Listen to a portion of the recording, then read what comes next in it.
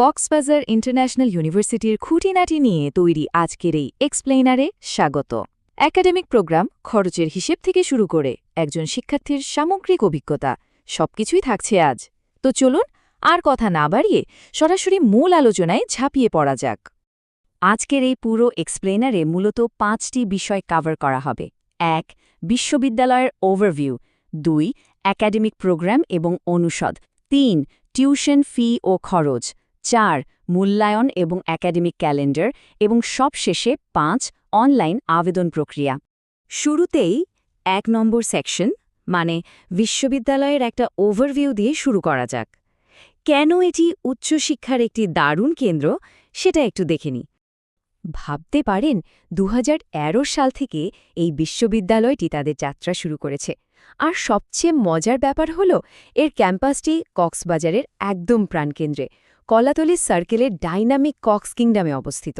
মানে বোঝাই যাচ্ছে লোকেশনটা একই সাথে বেশ কোলাহলপূর্ণ এবং দারুণ প্রাণবন্ত। আর হ্যাঁ, প্রাতিষ্ঠানিক ভিত্তির কথা বললে বাংলাদেশ বিশ্ববিদ্যালয় মঞ্জুরি কমিশন বা ইউজিসি অনুমোদিত 4টি প্রধান অনুষদ রয়েছে এখানে: arts and social science, business, engineering এবং ল। এই 4টা ফ্যাকাল্টি নিয়ে মূলত তাদের পুরো একাডেমিক কাঠামোটা চমৎকারভাবে সাজানো। এবার আসুন 2 নম্বর সেকশনে যাই। একাডেমিক প্রোগ্রাম এবং অনুষদগুলো আসলে কিভাবে সাজানো হয়েছে চলুন সেদিকে একটু নজর দেয়া যাক। ফ্যাকাল্টি অফ বিজনেস অ্যাডমিনিস্ট্রেশনের একটা সুনির্দিষ্ট লক্ষ্য আছে। তারা এমন একটা লার্নিং ইকোসিস্টেম তৈরি করতে চায় যা হবে পুরোপুরি শিক্ষার্থী কেন্দ্রিক এবং আউটকাম ফোকাসড। সহজ কথায় শুধু বইয়ের বিদ্যা নয়, পড়াশোনা শেষে যেন হাতে কলমে তার ফল পাওয়া যায় সেটাই তাদের মূল দর্শন।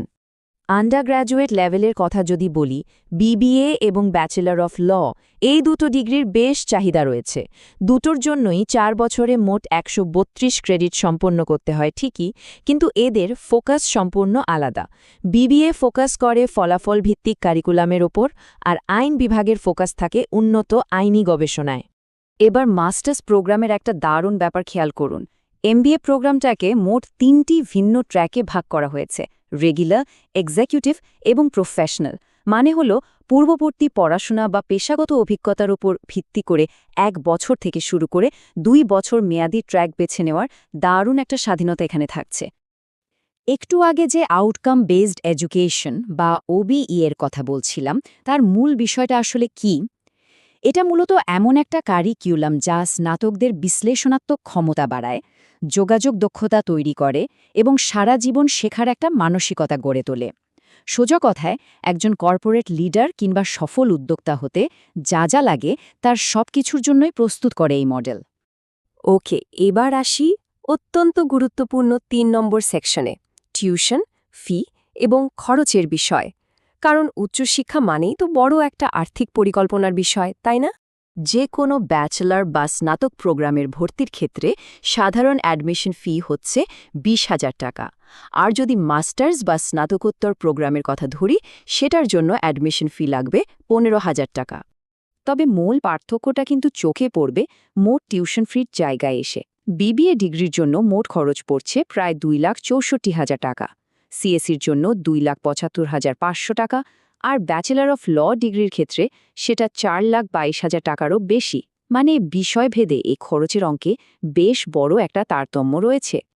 আর হ্যাঁ, শুধু তো টিউশন ফি নয়, এর পাশাপাশি কিছু নিয়মিত সেমিস্টার খরচের কথাও মাথায় রাখতে হবে। যেমন প্রতি সেমিস্টারে 3,000 টাকা এনরোলমেন্ট ফি এবং প্রতি ক্রেডিটের জন্য 200 টাকা পরীক্ষা ফি। এই জিনিসগুলো কিন্তু অবশ্যই বাজেটের মধ্যে ধরে রাখতে হবে। চলুন 4 নম্বর সেকশনে মুভ করি। এখানে ফোকাস থাকবে মূল্যায়ন পদ্ধতি এবং একাডেমিক ক্যালেন্ডারের উপর। সারা বছর আসলে কিভাবে চলবে তার একটা স্পষ্ট রূপরেখা। এখন একটা প্রশ্ন আসতে পারে, সিবিআইইউ শিক্ষার্থীদের পারফরম্যান্স আসলে কিভাবে মূল্যায়ন করে? এটা কি শুধুই সেমেস্টার শেষের একটা ফাইনাল পরীক্ষার ওপর নির্ভর করে? একেবারেই না। তারা মূলত 100 নম্বরের একটা চমৎকার এবং ধারাবাহিক মূল্যায়ন মডেল অনুসরণ করে। নম্বরের ব্রেকডাউনটি কিন্তু বেশ ইন্টারেস্টিং। ফাইনাল পরীক্ষার জন্য বরাদ্দ 50 নম্বর।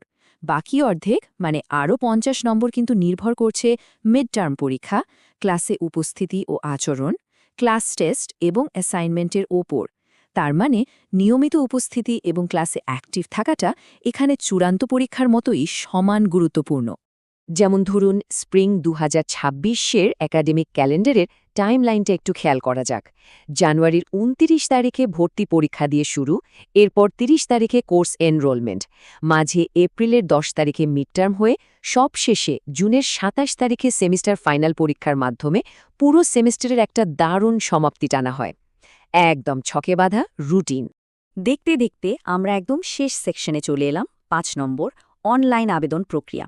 চলুন দেখে নিই এর জন্য পরবর্তী পদক্ষেপগুলো আসলে কি কি।